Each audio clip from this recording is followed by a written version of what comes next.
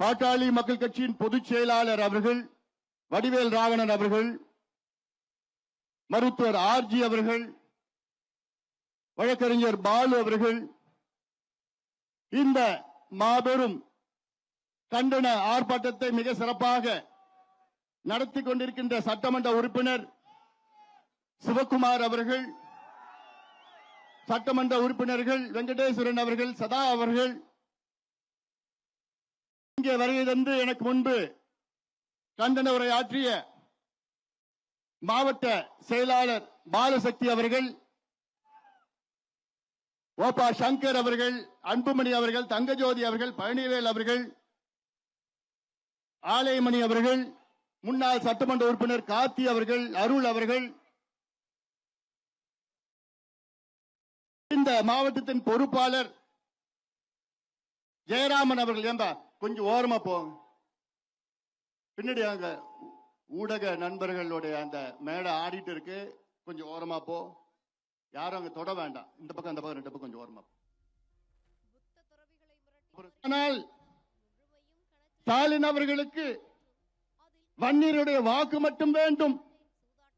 ஆனால் வன்னியர்கள் முன்னேறக்கூடாது, வன்னியர்கள் படிக்கக்கூடாது, வேலைக்கு போகக்கூடாது, சுயமரியாதையுடன் வாழக்கூடாது. இந்த வன்னியர்கள் ஸ்டாலினை பொறுத்தவரை வாக்கு வங்கி, ஓட் பேங்க். அதனால்தான் விழுப்புரத்திலே, அதிலும் குறிப்பாக ஜூலை மாதம் 20ஆம் நாள் இன்று இதை நடத்தி கொண்டிருக்கின்றோம். காரணம், நம்முடைய இனமான காவலர், சமூக நீதி போராளி மருத்துவர் ஐயா அவர்கள்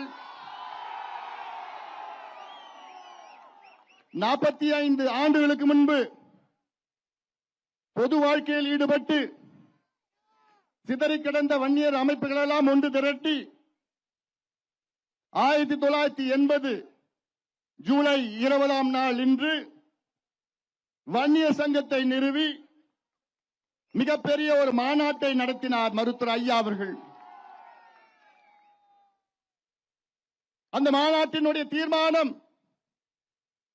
வன்னியர்களுக்கு 20 விழுக்காடு இடஒதுக்கீடு, அதே நிலையில் இருக்கின்ற பட்டியலின மக்களுக்கு 2 விழுக்காடு கூடுதலாக இடஒதுக்கீடு, வன்னியர்கள் போன்று இருக்கின்ற மற்ற சமூகங்களுக்கு அவரவர் மக்கள் தொகைக்கு ஏற்ப இடப்பங்கீடு என்று 45 ஆண்டுகளுக்கு முன்பு மருத்துவர் ஐயா அவர்கள் மாநாட்டை நடத்தி தீர்மானத்தை போட்டார்.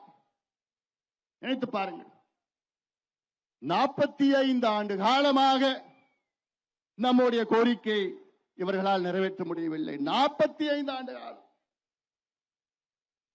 இடையிலே ஒரு வாரம் சாலை மறியல் போராட்டத்தை மருத்துவர் ஐயா அவர்கள் நடத்தினார்கள். அதில் முதல் நாள் 21 தியாகிகள் நாம் இழந்தோம். அந்த 21 தியாகிகளில் 15 தியாகிகள் இந்த மண்ணை சார்ந்தவர்கள். இந்த மண்ணை சார்ந்தவர்கள்.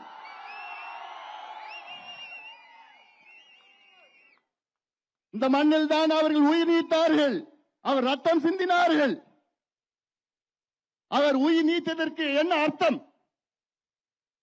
எதற்காக அவர் உயிர் நீத்தார்கள்? நீங்கள் படிக்க வேண்டும், நீங்கள் வேலைக்கு செல்ல வேண்டும்.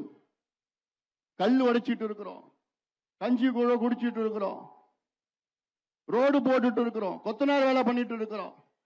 ஏன் நாங்கெல்லாம் படிக்க கூடாதா? என் தம்பிங்க என் தங்கைகள் படிக்க கூடாதா? என் தம்பிகள் என் தங்கைகள் வேலைக்கு போக கூடாதா? சுயமரியாதையுடன் வாழக்கூடாதா? இன்னும் உங்களை அடிமையா இருந்துட்டு இருக்கணுமா? இதையெல்லாம் நாம் முறியடிப்போம். அதனால்தான் இந்த மண்ணிலே நாம் தொடர்ந்து போராட்டம் செய்து வருகின்றோம். ஸ்டாலின் அவர்களே, உடனடியாக வன்னியர்களுக்கு தனியாக இடஒதுக்கீடை வழங்குங்கள் என்ற சட்டத்தை கொண்டு வாருங்கள். உச்சநீதிமன்றம் தீர்ப்பளித்து 1208 நாட்கள் ஆகிறது. அந்த உச்சநீதிமன்றம் தீர்ப்பிலே தமிழ்நாட்டில் சாதிவாரி கணக்கெடுப்பு நடத்தி வன்னியர்களுக்கு நீங்கள் உள்ஒதுக்கீடு கொடுங்கள் என்று எந்த இடத்திலும் சொல்லவில்லை. இன்று தமிழ்நாட்டிலே வன்னியர்களுக்கு உள்ஒதுக்கீடு தனி ஒதுக்கீடு கொடுக்க வேண்டும் என்றால் அதற்கு சாதிவாரி கணக்கெடுப்பு நடத்த தேவை கிடையாது. இது நான் மட்டும் சொல்லவில்லை, உச்ச நீதிமன்ற தீர்ப்பு. இதுக்கு மேல என்னையா வேணும் உனக்கு? உச்ச நீதிமன்ற தீர்ப்பிற்கு மேல உங்களுக்கு என்ன வேணும்?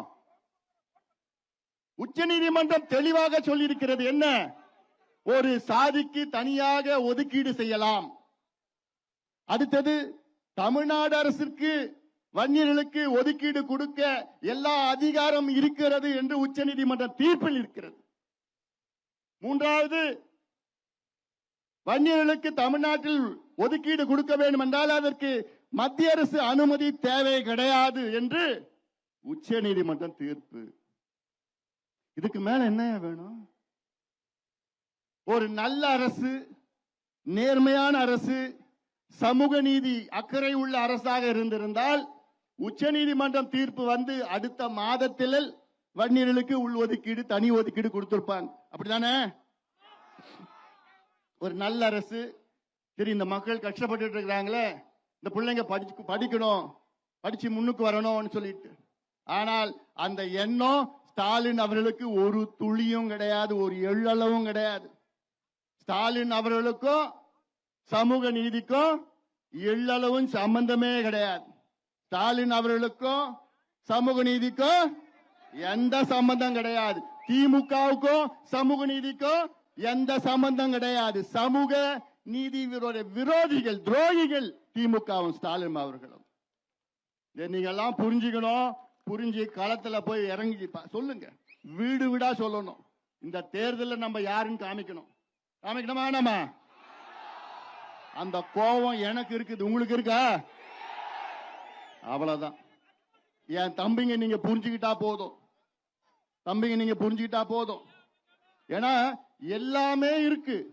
சட்டம் நம்ம பக்கத்தில் இருக்கு, தீர்ப்பு நம்ம பக்கத்தில் இருக்கு, தரவுகள் நம்ம பக்கத்தில் இருக்கு, எல்லாமே நம்ம பக்கத்தில் இருக்கு.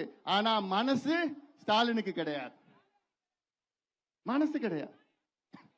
உச்ச நீதிமன்ற தீர்ப்பு வழங்கிய பிறகு வேற கீழ் நீதிமன்றம் எதுவும் தடை பண்ண முடியாது. இதுதான் சட்டம். ஆனால் அது எத்தனை முறை நானும் ஐயாவும் போய் பார்த்தோம், எத்தனை முறை பார்த்தோம், எத்தனை முறை பேசணும். ஒவ்வொரு முறையும் நிச்சயமா நான் செய்கிறேன், நிச்சயமா நான் செய்கிறேன். பொய்ய சொன்ன ஸ்டாலின் அவர்களே, இந்த தேர்தலை நாங்க பார்த்துட்டு போறோம், பார்க்க தான் போறோம். நம்ம நாங்க என்னையா கேட்டோம்? இந்த பிள்ளைங்களுக்கு படிப்பு கேட்டையா, வேலை கேட்ட, அவ்வளவையா? அது உன்னுடைய கடமை தானையா? சட்டத்தில் இடம் இல்ல, அதுக்கு கணக்கெடுப்பு நடத்தணும். என்ன கணக்கெடுப்பு நடத்தணும்?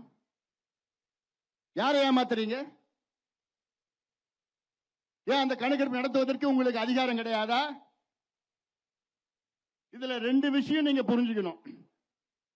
ஒன்னு, உச்ச நீதிமன்றம் தீர்ப்புல எங்கேயுமே வன்னியர்களுக்கு இடஒதுக்கீடு வழங்க கணக்கெடுப்பு நடத்தணும்னு எங்கேயுமே சொல்லல. தரவுகளை சேகரித்து நியாயப்படுத்தி கொடுங்கள் தான் சொல்லியிருக்கிறாங்க.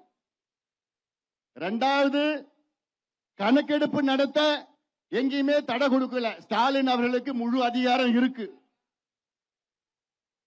தெலுங்கானாவில் நடத்தி முடிச்சிட்டாங்க, ஆந்திராவில் நடத்திட்டு இருக்கிறாங்க, கர்நாடகாவில் இரண்டாவது முறையாக நடத்துறாங்க. இந்த 10 ஆண்டுகளில் கர்நாடகாவில் இரண்டாவது முறை நடத்திட்டு இருக்காங்க கணக்கெடுப்பு. பீகார்ல நடத்தி முடிச்சுட்டாங்க, ஒரிசால நடத்திட்டு இருக்கிறாங்க. ஆனால் நமக்கு ஸ்டாலினுக்கு மட்டும் அதிகாரம் இல்லையா? அது வேற. ஸ்டாலின் அவர்களே, முதலமைச்சர் அவர்களே, இந்திய புள்ளியியல் விவரம் சேகரிப்பு சட்டத்தின்படி 2008 சட்டத்தின்படி பஞ்சாயத்து தலைவருக்கு அவர் பஞ்சாயத்திலே கணக்கெடுப்பு நடத்த அதிகாரம் இருக்கிறது. இந்த அடிப்படையை தெரிந்து கொள்ளுங்கள் ஸ்டாலின் அவர்களே. ஒரு பஞ்சாயத்து தலைவருக்கு இந்தியன் ஸ்டாட்டிஸ்டிக்கல் ஆக்ட் 2008 படி அவருடைய பஞ்சாயத்திலே சாதிவாரி கணக்கெடுப்பு நடத்த அதிகாரம் இருக்கிறது.